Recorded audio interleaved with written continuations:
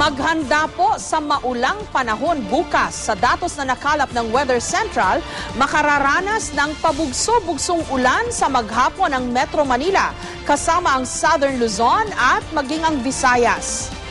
Epekto ito ng Typhoon Karen na patuloy na pinalalakas ang hanging habagat. Nakakadagdag din sa mga pag-ulan ang isa na namang low-pressure area sa kanlurang bahagi ng Zambales.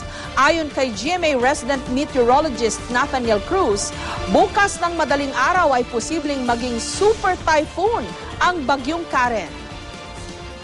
Ibig sabihin kasi ng super typhoon, ang hangin na daladala ng isang bagyo, lalo na yung malapit sa gitna, ay umaabot na o mahigit 220 kilometers per hour. So isang napakalakas na bagyo na ito.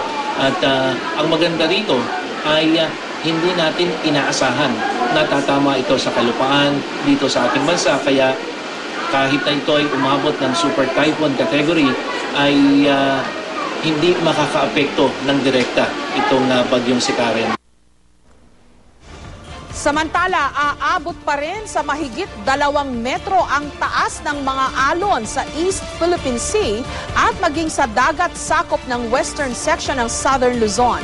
Hindi pa rin inaalis ng pag-asa ang gale warning sa mga lugar na ito para payuhan ang mga mangingisda at yung mga may maliliit na sasakyang pandagat na huwag munang pumalaot. Mas makakaasa naman ng maganda-gandang panahon ang Mindanao dahil malayo na roon ang epekto ng bagyo at ng habagat. Para sa iba pa naming weather updates, bumisita lamang sa GMA News online website.